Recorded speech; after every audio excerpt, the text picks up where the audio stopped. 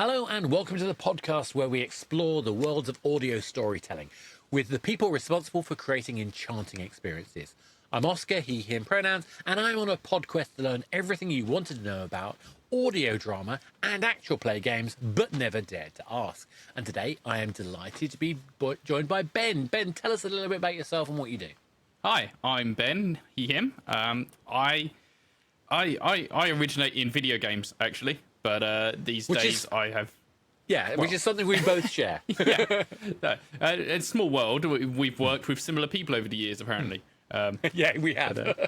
I've not been in the game as long as Oscar here, but I think I'm 11 years in the industry now, so it's getting in there. And in the last... Not too shabby? About the last 5 or 6 years, I've been getting into tabletop games. I run my own actual play podcast called Cybertopia, which is actually using my own system that I designed like 6 years ago. Which is great. And actually, the irony is, I got into video games in '98 off the back of a science fiction role-playing game that I wrote in the early 90s. And it was because of that I managed to get my video games job, which is kind of a weird twist. So, but let's talk about Cybertopia. So, what kind of... Well, let's turn on two things there. So, one is, why create an RPG? And the second thing is how you create stories with that through your podcast and things like that. So what triggered the process? What came first, the game or the pod? The game, definitely. And so actually, to give the full context of this, I'll go right back to the start of my role-playing experience, because I've not been at this for my whole life. I'm not one of these people that picked it up as a kid or in high school or anything. I started playing like 8 years ago.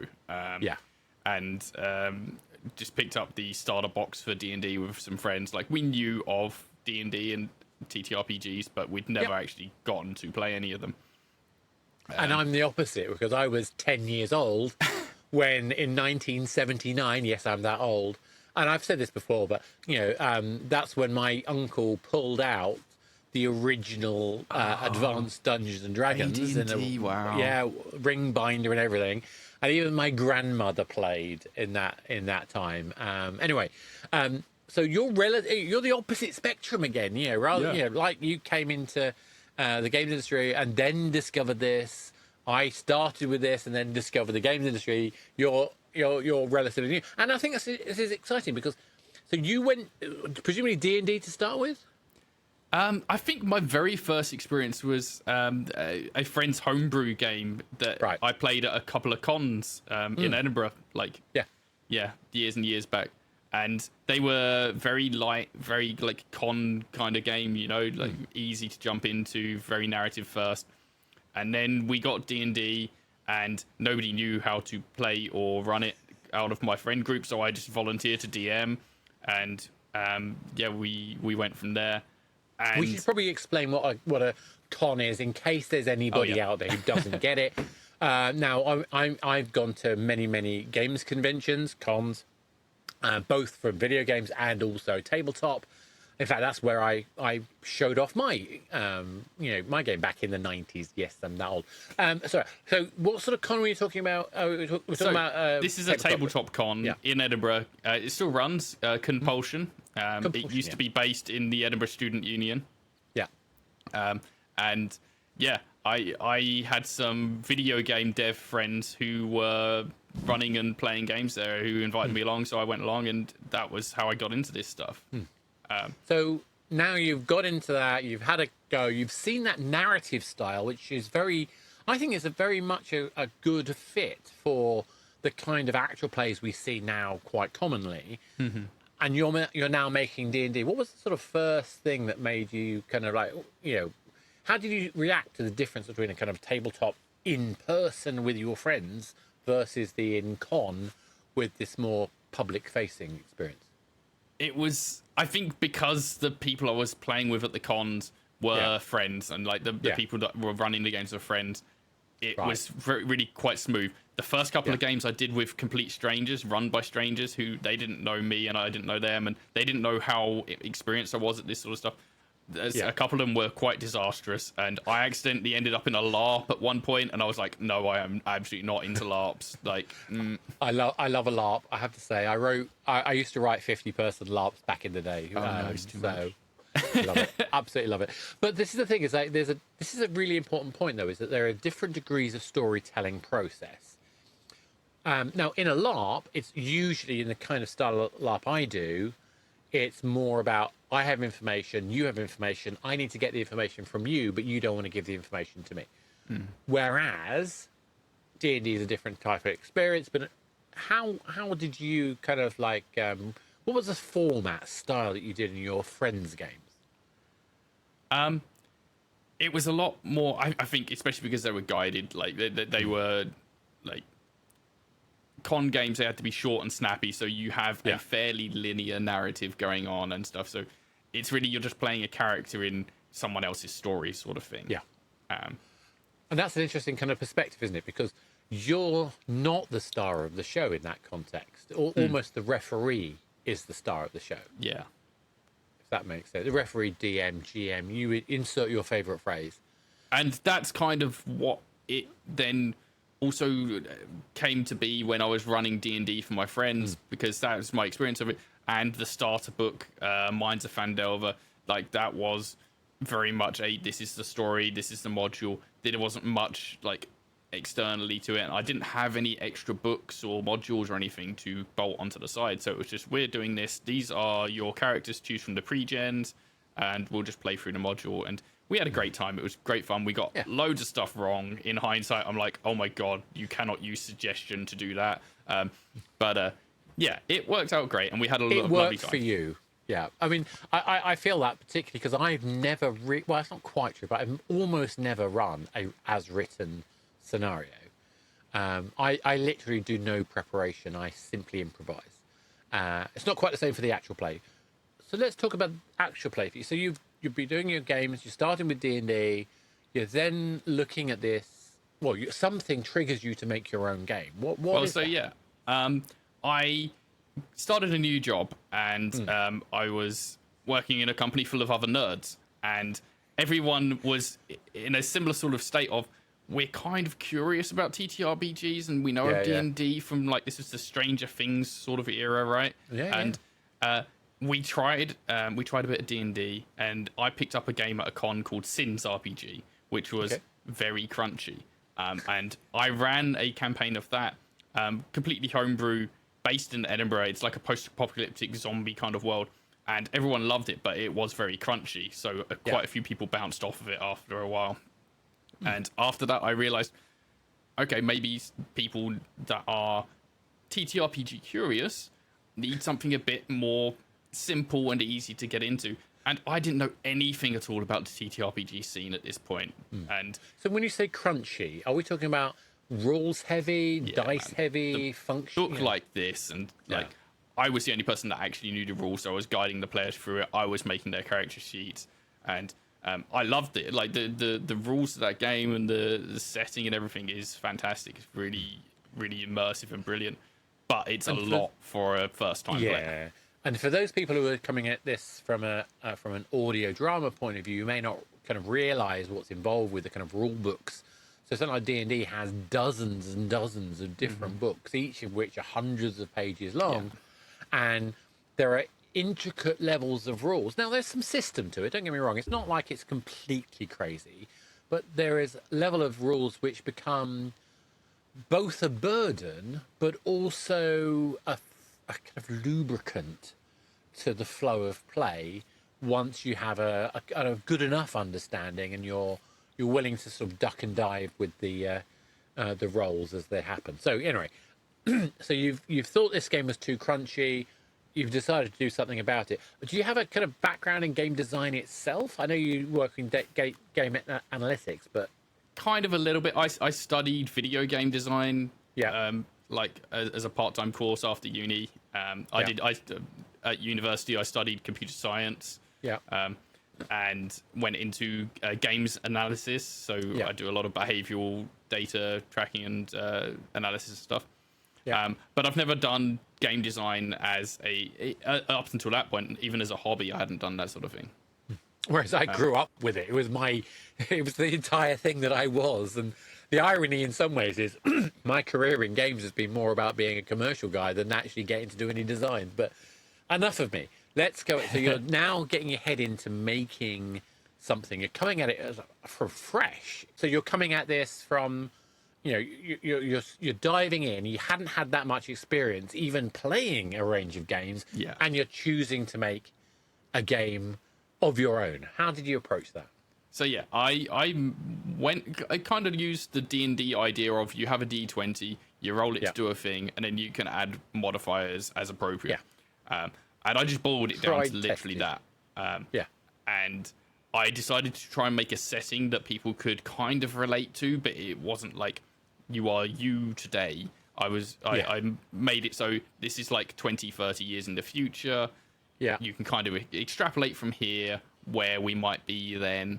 And so understandable, recognizable kind of technology, but nothing too ridiculous.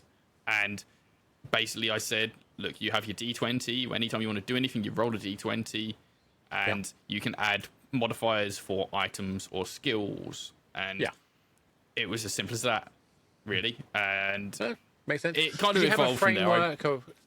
Do you have a framework of how people acquired those skills or the process of progression? Yeah, so that's kind of how it all then grew from there. I then bolted on a lot of extra rules and then stripped them away. And over the matter of months, I was playtesting with people from work who had never played these sorts of things before. So I got a really kind of base level of feedback on it. And it really worked like that, I think, to really understand what the normal people that don't know about TTRPGs can understand and what they're grasping.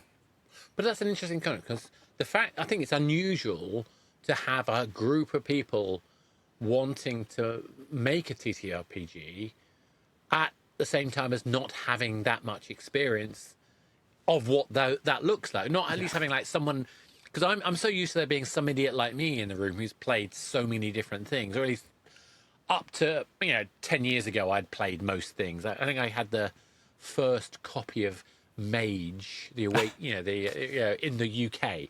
But bear in mind, I happened to live in Aldershot, where the primary distributor at the time, Estevium Games, was based, or is based. Was based, because they've become distributed. Anyway, boring people. The point being is that I was lucky. I was immersed in a local community of gamers, but there's usually someone like me in there who's annoying, who knows all these different rule systems and wants to pick holes. Yeah, I was relatively untainted. Relatively untainted. Good. I think that's a good thing. I think that's helpful. So you've got a rule system. You're starting to play it. What on earth takes your mind to thinking I should play this publicly? Well, so the way I put it together and the way I play tested it with my friends at work and stuff was that we just had a drop-in, drop-out system. This was just around the time of the pandemic hitting. Yeah. And so everyone was online all the time anyway. And it was the only way we could hang out. So, like, every week I would just shout out on the work social media or the work messaging system of like, hey, I'm going to run tonight. Who's around? Who wants to play? And I'd get a random group of 4 people out of a selection of like 20, 30 people. Yeah, sounds about normal. And so every time I played, it would be a different group and there'd be a different kind of makeup, different chemistry. And it really felt kind of natural. And I later then discovered that West Marches is a thing. And that was basically what I was doing with all these people. And so that always felt to me, and especially playing online, and I recorded the sessions for testing and training purposes. And I always I listened back to them a few times, like, this could be a podcast. Like, if I made this into a thing, this could be a show. And I was just about starting to listen to some online actual plays like Taz and Dragon Friends and stuff like that. And I always thought for years and years after that, because we're going back 5 years now.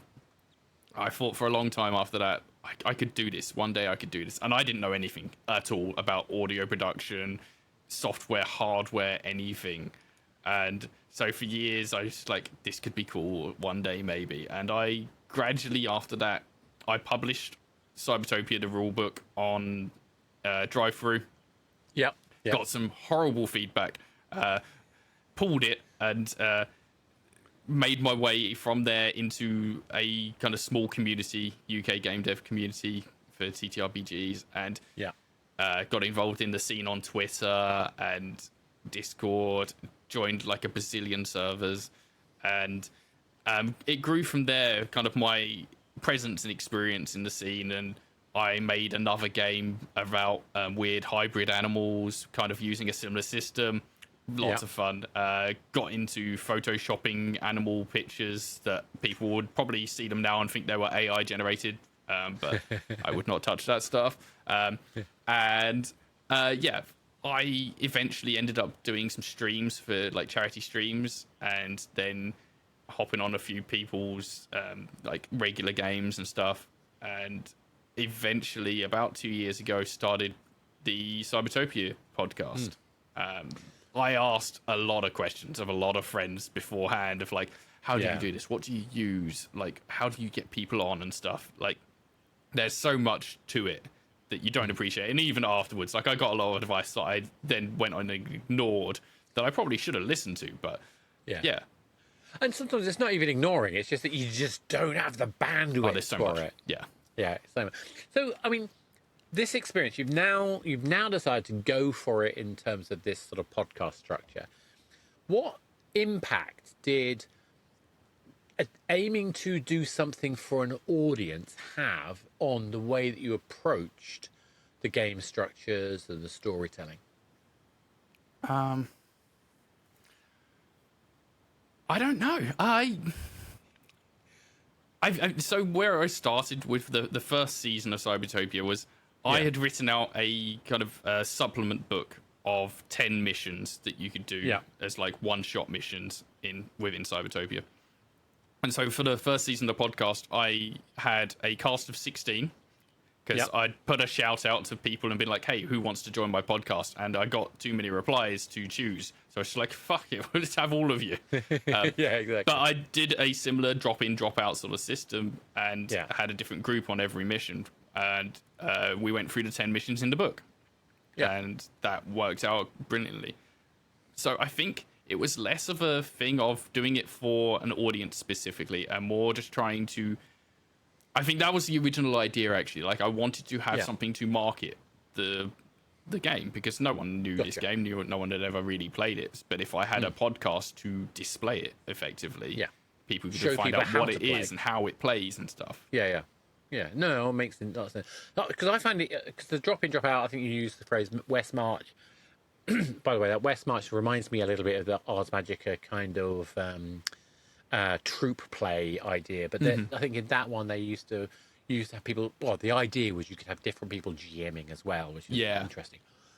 But I love the idea of having the world is what is the consistent character. So in my game, I may have any number of people turning up. I'll record 2 episodes, and the dilemma is over in 20 minutes.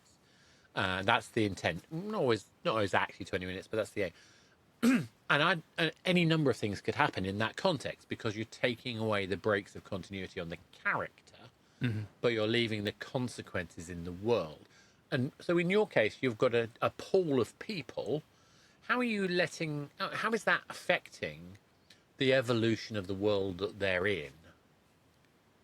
So that's really come to the fore in season 2. So in season 1, it was the set missions in the fixed kind of world in the way that I'd kind of envisaged it in the book. In season 2, I've opened up the world to the players and let them have complete agency. So every time we've done a session, I've been like, hey, who wants to play and what do you want to do within this world? And actually, between the seasons, I had created a world-building game called DNA, where we each of the players created a new faction and a bunch of buildings and NPCs for the world that I have then placed into the city that they play in season 2. And so a player will come in and be like, I want to go and see the Autonomous Rights Collaborative, or I want to go and hang out with the Junkers. And so they're deciding what stories they want. And it's really opening out the world and bringing in a whole lot of different perspectives into the game. So when you're doing that, it sounds like there's a lot of improvisation that's going on in that process. And like I say, I don't do any planning at all. Yeah, I'm the same. I I feel like I should plan, but like I said earlier, once you have a sense of the world you're trying to make, responding to the player's behavior, I think makes for a much more interesting story anyway. Mm-hmm. Yeah, and I think every time I've tried to make a plan, the players choose to do something completely different anyway, or like something. 100%. What I found actually with Cybertopia in particular, like Nat 1s and Nat 20s are really significant, and they are the way your characters develop over time. You don't have a leveling system like in other games. It's just if you roll a Nat 20, then you can get a learning towards a new skill. If you roll a Nat 1, you get a trauma that is a negative modifier. Gotcha. But yeah, the dice tell their own story. They seem to know that 1s and 20s are important. So I get so many crits and crit fails in my games, man. Like, it's wild.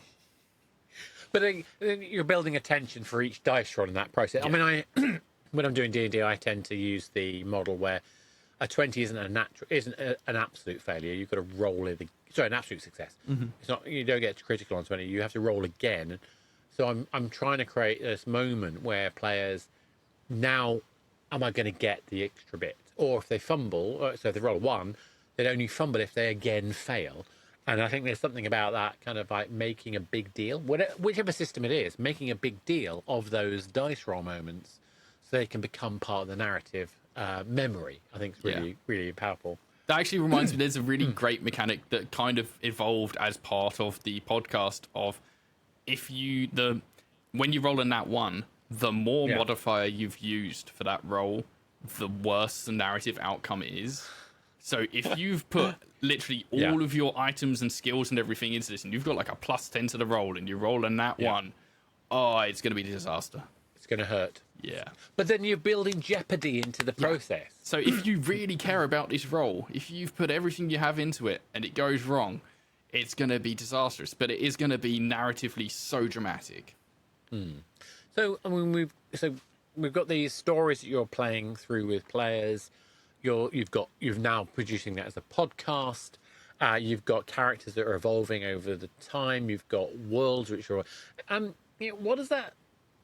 How do you sustain that? Because it strikes me that it takes a long time for any kind of audio narrative experience to build up an audience. Has that been your experience? Yeah, and it's been tough as well because it is an indie game. Nobody knows it. No one is searching for Cybertopia actual play, that doesn't already know that Cybertopia exists. So and there is a massive issue there, isn't it? Because the elephant in the room is Dungeons and Dragons, and even if those people who create their own universes can be successful in making those universes a thing, they're still fundamentally playing D&D. Yeah. Whereas you and I are not. I think, luckily, as a unplanned consequence of having a huge cast of 16 people, they're all from the TTRPG scene, so they're all connected to other games and other streams and podcasts and stuff in some way or another. So every time there's an episode with 4 people in, each of those people goes and tells all of their followers and friends and stuff. This new episode has me in it, and I still you don't get everyone because everyone in the TTRPG scene is already listening and watching 1,000 different shows and have a huge backlog. But I think that has helped spread it a little. I don't have a huge audience. It's not a big audience out there, but we get a modest following, and I think I've built it up a bit more this season. What I've been doing in season 2 is I obviously didn't think through the consequences of this decision, but I decided I was going to get voice actors to do all of the NPCs so they don't all sound like me. Wow. Yeah. So I've been, getting a lot of other people from other shows and creators and stuff that I know from the TTRPG scene because I've been in it 4 or 5 years now properly. Yeah. And I know a lot of people from all across the world. So anytime I'm I need someone to be a barman, I'll give a shout out to my friends hey, who wants to be a barman? And then I'll get an Aussie voice or an Irish voice or an American voice. And so it's not always me doing a terrible impression. Yeah, now you're going for the cliche, the Aussie barman. But it's great as well because now I can have all sorts of different cultures and ethnicities and genders represented where, like, even though we have a pretty diverse cast amongst the 16 core characters, now I've got a hugely diverse extra cast who I can call on. When you do that, are you talking about post-production voices, or are you getting? So how do you? Because to me, one of the joys of an actual play is that we can record one done, job done, package it away, send it off. But you're deciding not to do that now. How on earth do you deal with the? What is the stage? What are the processes to take those and to turn them into, voiced pieces? I'm a fairly perfectionist editor. And this is one of the things that I was advised against doing, but I pretty much do all of the production for the show. I host it, I run it, I do all the editing. And you have a day job. and I have a day job. But this keeps me sane. Like, I think my day job can be quite grueling sometimes. So this is what I do for fun. And it's a bit of a love-hate relationship, the editing. But I do go through and I cut out all the ums and the ahs and the repeated words, and I try and make the muffled sentences make sense and the cross-talking fade out and stuff. So I go through and I do all that. In season 2, where I've been doing the post-production recording of voice actors, I go through and I transcribe by hand because auto-transcribers are terrible. So I do that manually. They have got better, but so I do that manually, and I send them just a simple text file and the original recording so that they can hear what was said. And I'm just like, look, go and record it in whichever program you want. And feel free to change wording if it feels right to you. And I then go and edit their recording in when they send it back to me. Yeah, so it adds a huge amount of work, so much extra work, but it has been such a boon to the podcast because in addition to it sounding much better now, I now have special guests that I can then ping every time I put a post out. I'm like, hey, this one has this guy from this other podcast. And then I immediately tap into their fan base, and I maybe get a tiny portion that will come across, but I'm gradually spreading my tentacles out. No, but I think this is to me a very, very key thing that I think anyone making any audio drama or any actual play, especially the indie folks who are trying to start out like us, it's the ability to connect with the other people in the community and to do that authentically.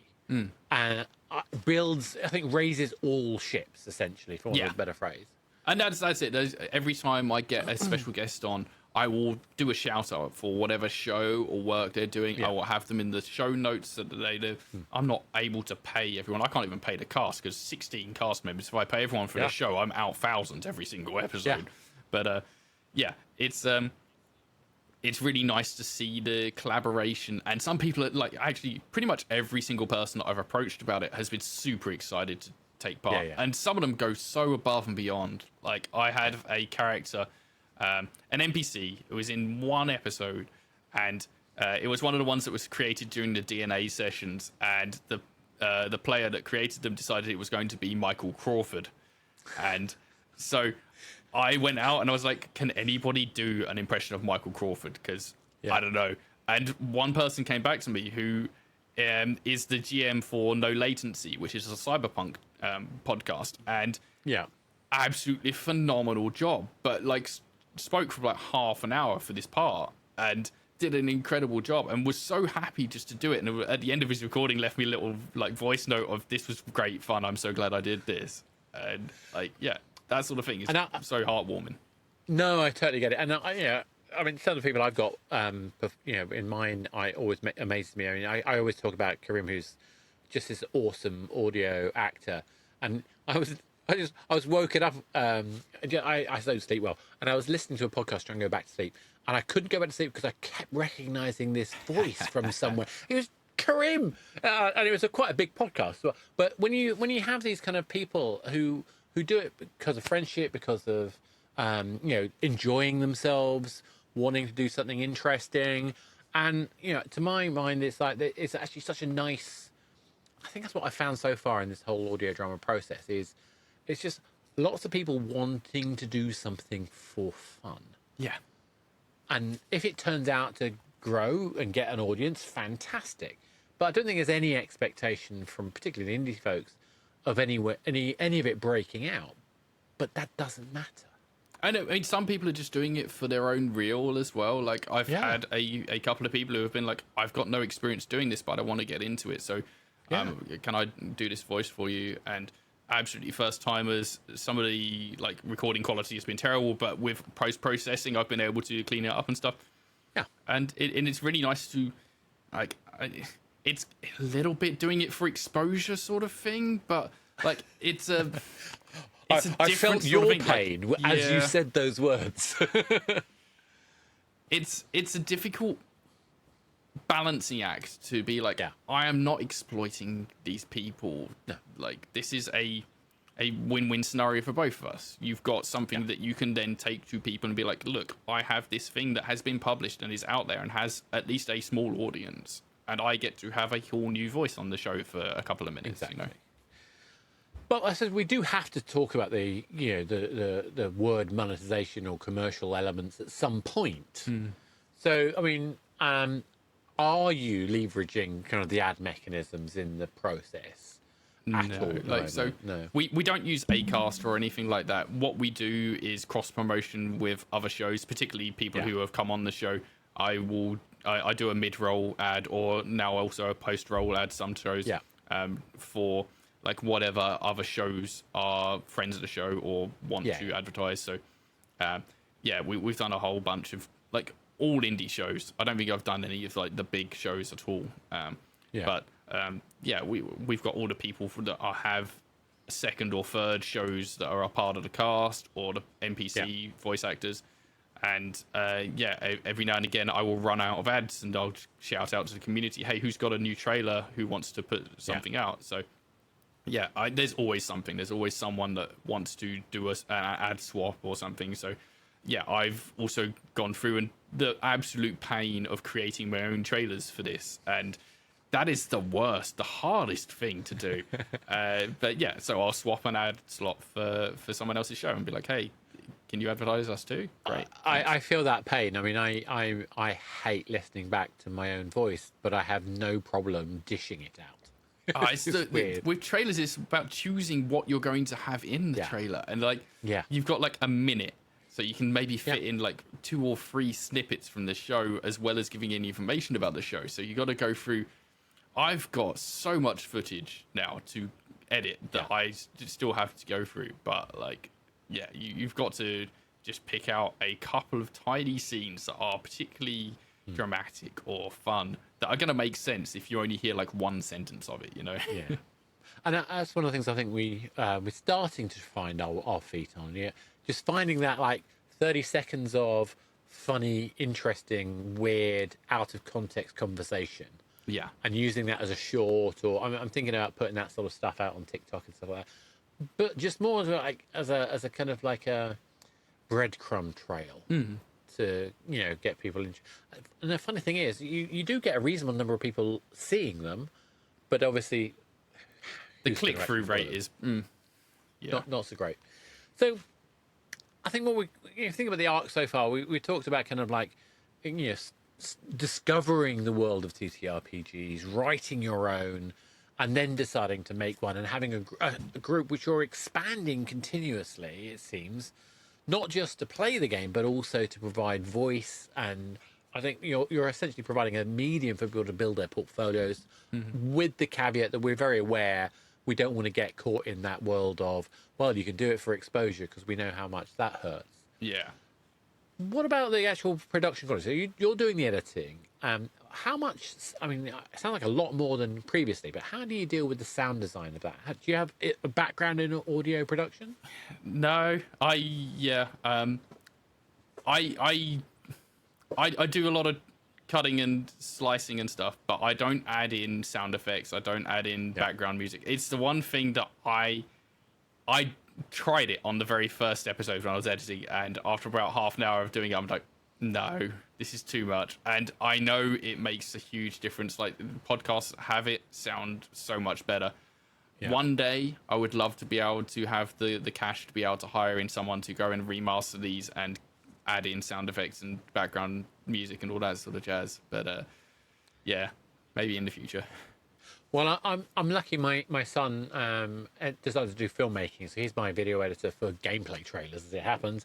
But I've been getting him to help me with the. I pay him, don't worry. But I get him to help me with the editing of the pods as well. And I've actually just set him probably the most difficult challenge. We had a game set at an opera, so he's got to go and find and source, appropriate, licensed music that we have no budget for, that he can make fit into this particular curve of the audio that I want that scenario to have. I have no idea how hard that. I mean, I do know exactly how hard that is. I have done a little bit of that sort of stuff, not as part of the podcast, but when I was creating the trailers and when I've done some trailers for streams that I've been on and stuff, and these have been video trailers, so I'd source mostly from stuff like Pixabay and get some open license video footage and some open license music and sound effects and stuff. And I got quite good at it, I think, at some point. I've not done it in a while, but I'm really quite proud of some of the things that I've done. If you go onto my YouTube, you'll be able to see some of the trailers I've made over time. Yeah. Really good fun. So we'll put links into the show notes, etc. I tend to find I use Envato a lot, which is quite a good one for the point of view of it's a fixed fee, regardless of the volume you use, to a certain extent. But the point is that you find royalty-free licenses for some of these things. I mean, I'd love to have budgets, right? But hey, I know that's the one thing, day editing and like sound production, it's so much work. Like, it's not the sort of thing that I would be happy to just try and convince a friend to do, because that is like a full-time job doing that sort of thing. And I'm just in a position where my day job means that I employ my son for my day job, and because I employ him, I get to choose what he does. So, nice. Okay, I get you. But I mean, I mean that legitimately. So I it's not the company that I so I have multiple companies, so it's not the publishing company that pays for his time. I charge his time to them when he works on their stuff. Right, and I suck up the cost when it's my stuff. So like I say, it's all about being kind of appropriate, but also recognizing that budgets aren't out there for this kind of stuff, and you got to decide how do you find a way to make it work. So I mean, this again. I mean, I was very lucky. I also got a few really interesting people helping me kind of think about things like audio design. I have no idea about audio. It's not my specialty at all. There's a guy called Chris Gregory who works at Alternative Stories, who, when I was starting this process, he gave me some really interesting advice about just positioning microphones in we used DaVinci for, I think, the simple ways you can position microphones so that in a simple layout like we have, and I imagine you do, because I happen to use video as well as audio, you've got hopefully some level of sense of where in the screen someone might be. Right, yeah. Which makes it feel a little bit better. But we do so little with audio. Thankfully, I think the live nature of what we do means that we get away with it. Whereas, I imagine trying to pull the voice in from somebody else who has a different audio context than the rest of the party, and you're having to weave that in, I mean, that must be challenging.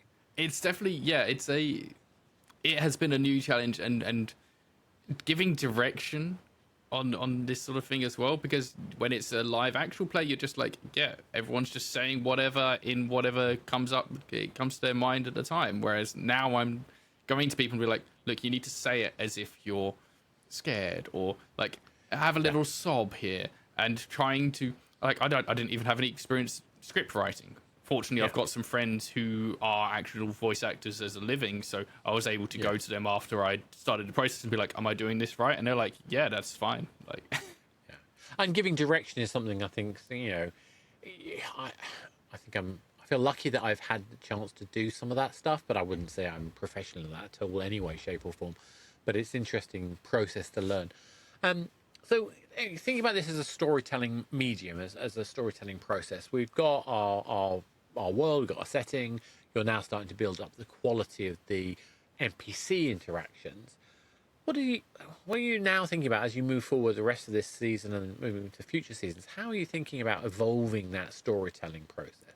So I've got some ideas of major kind of story beats that I would like us to hit. At the moment, I'm still unsure of how or when we're going to hit them. I'm gradually like bringing in more and more kind of build up towards some things. We hit our first major story arc a couple of months back, but the released episodes are so far behind the recorded material that I don't even know at this point where we are in the story in relation to that. But yeah, I've got some main points I'd like to hit, and I'm kind of shepherding. Actually, it's kind of more like the players are choosing what they want to do with the world, but the world is moving on regardless of what they're actually doing. So the world is changing around them, and the factions they created before are doing things when they're not interacting with them. So there is stuff happening in the background that the players and the player characters aren't aware of. I think that's a type of storytelling almost arguably exclusive to TTRPG type games, I think, because it's not the sort of thing you generally get to do if you're creating a contained audio structure. So if you're doing a classic drama with 3-act play, 5-act play, or hero's journey style narrative writing exercise, the whole point is that you're constraining the direction so that you have clarity of a narrative arc. Whereas I don't think in TTRPG we can do that because we are so beholden to player autonomy. Do you think that makes the TTRPG our games? Yep. Do you think games become harder to write convincing narrative as a result, or in some ways does it make it more interesting, or easier to do? I don't know in general as an answer to that question. I think from my own perspective, it ends up being a case of the world has a story and then each particular character has a story. And they are all evolving and interweaving with themselves. And they all have to be respected and given the same level of kind of importance and frontage in the actual show.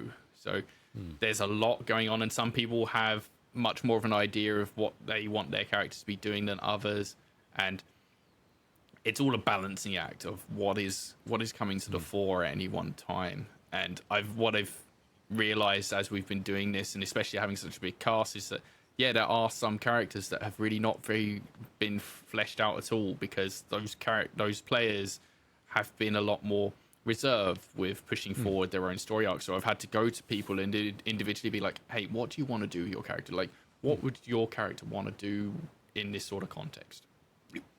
And something else that I've started doing this season is having little solo sessions. So nice. There's been times when people haven't been able to make a session or something, so I'd do like a singular player and be like, hey, let's get you out of this particular group and into a different group so you can have a little transition bit here. What are you going to do? Oh, let's go street racing or some shit. Yeah, no, get it. Actually, it's interesting because it reminds me in my tabletop play, not my show stuff, I use a method I call preludes, which is basically, like you say, you have a moment specifically for that character. But typically, I use it like a session 0, where you play a prelude for the character, or maybe a couple of characters, if they've got a relationship in their backgrounds, and everybody else plays NPCs from their past. Yes. Yeah, and that again, I try to use this constrained 20-minute dilemma type model for that. So you put them in the most intense moment from their background, and you play it out. 20 minutes is tight, man. Yeah, I can imagine that being super intense. It's super intense, and okay, it doesn't always end up being 20 minutes, but if you think in that this is going to conclude in 20 minutes, you've got no space for anything but the setup, the drama, and the conclusion. And it means for really memorable moments where everybody starts their session 1, assuming they've all had their prelude, with a really deep understanding of the emotions of that character. Yeah. One day I'm going to have to do this as an actual play, but that's another time for another time. But I'm going to go on another thing. So you talked about, I thought it was really interesting, you're talking about different people have different levels of energy and reticence versus extroversion. Obviously, I think it's pretty obvious which scale I'm on that one. But I think it's also an aspect of personality, but also I think there's a mental health question as well. How do you deal with that kind of difference between someone's extroversion versus introversion versus their kind of mental health stability, safety, etc.? How do you look at that? I try to be as communicative and gentle with my players as possible. So, yeah, anytime anyone's like, "Oh, I'm having a rough day, let's take it easy," or like, "I'm just gonna have to be absent from the game for a little while." Like, I never put any pressure on anyone. I'm always like, one of the advantages of having such a big cast is that I can just be like, look, if you can't make it, that's fine. We'll grab someone else in, or we'll just play with free. It'll be fine. And there have been times where we've just had to completely cancel a recording session. It happens. With the when we're actually in a session and I can tell someone's not having a great time or they just need to slow down or whatever, like I think I've gotten quite good at picking up on those sorts of things, and I generally do cameras on so I can see how people are doing during it. But some people don't like cameras on. That's fine, no pressure. But I think I've gotten quite good at detecting when someone is going quiet or having a rough time, and either it's a case-by-case basis, right? You can tell, like, okay, this person either needs to be brought out of their shell a little bit, so you try and spotlight them, or you're like, okay, we'll just go to the other group for the moment so that we can, like, give you some space to breathe. So you just got to take it, whatever moment it is happening, and just be like, hey, we'll just figure it out as we go. And I always, like, we start this, even though we've done, I don't know, maybe 30, 40 recording sessions by this point. Every session I start by saying, look, if at any point anybody has any issues, just put an X in chat, shut off your camera, run away. We will figure it out. Exactly. And I think that's one of the advantages of doing it as a podcast recorded format rather than doing a live stream, because if something goes wrong on a live stream, you're kind of screwed. But there is no pressure in a recording. Because you can fix it in post. Exactly. That's the whole point. And I totally buy into it. I mean, it's an interesting thing because I do think there's something about the energy of the live stream, but I do like the packaging potential that we get in a recorded experience. And there's lots of tools that I remember back in the 90s we had safe words before the whole X card and all that kind of stuff was brought in. So it's interesting how, I think we've just seen more and more sophistication and ways to help people communicate, and obviously there's a lot more structure around it these days and a lot more knowledge and that. And we've had a few times where there's been something go wrong with someone, like midway through a session, and you've just got to deal with it. And being a recorded format, we can do that. It's great. I do love the as you say, the energy of a live stream, and I'm on a bunch of streams. I'm really enjoying doing a Lancer stream these days. Nice. And that's great fun. But it is a whole different ballpark. It's a completely different game when you're doing it, especially if there's cameras on, but like just live is completely different. And it's wild, like you get so many different experiences as you delve into these things. And like I now run games at cons as well. Like I started out playing, I'm now running them. And that's a whole other thing because it's complete strangers, people who have never played these games before, and managing the whole thing, having the full experience, and keeping everyone safe and happy and encouraged, and gives a really broad kind of skill set to the whole thing. Exactly, and I think that's kind of part of the joy of it, is being able to have this community of people who are in a common endeavour, who are trying to tell a shared common story that is evolving between them, I think is magical. And having these tools to keep them safe in the process.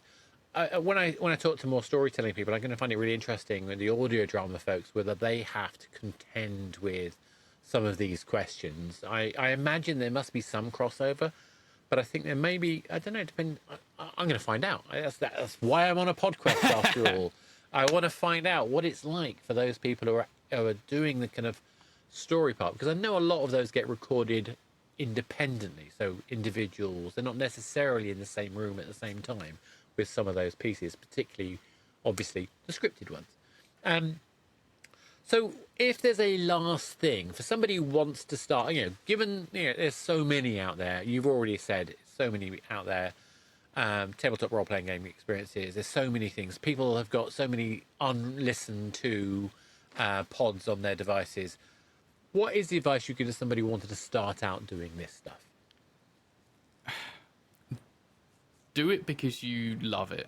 Do it because you really want to be doing this, and find people who are of the similar mindset, who you know that you get on with. I often hear the metric of podcasts is that the average podcast lasts 3 episodes, and then people give up. Yep. So if you want to make this a thing, if you want to make a go of it, do it, but be serious about it, and set it up in a way that you are likely going to last. Yeah.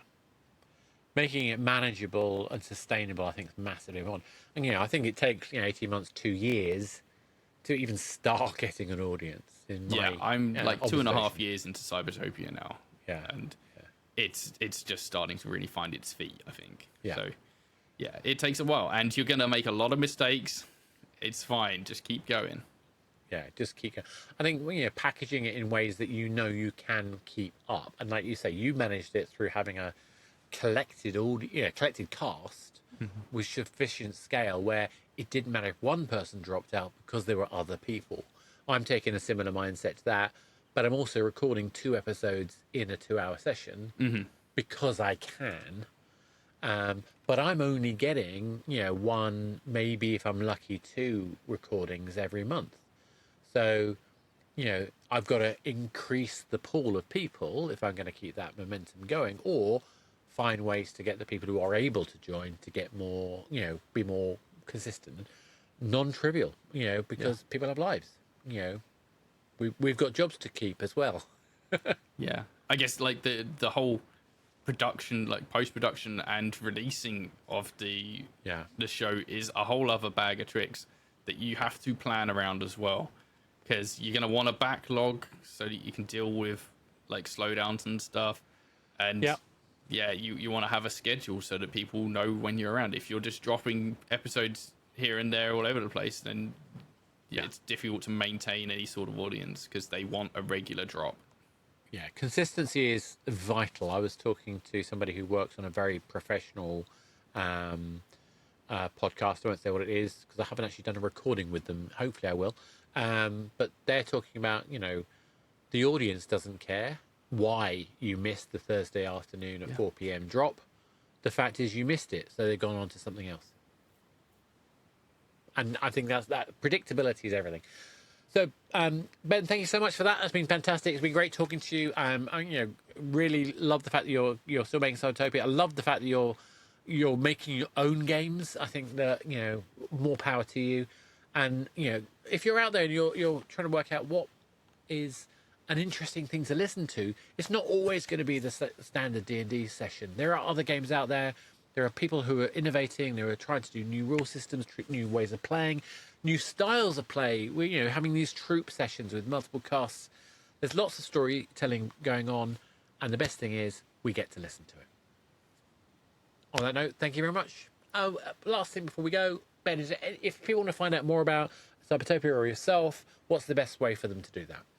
You can find CybertopiaAP on any of the podcast platforms, and I think it goes out first on Spotify, and it's also on my YouTube channel at Ben Newbon. That's NEWBON. You can also find me on Blue Sky, or you can get my games on itch at Ben Newbon. Fantastic. Ben, thank you very much. It's been great chatting to you. And until next time, if you enjoy this, please like, subscribe, share, do the usual stuff. But I'm going to carry on my podquest, learn everything you want to know about audio storytelling, and we'll be back again talking to some other exciting people. Thank you very much. Thanks. Bye.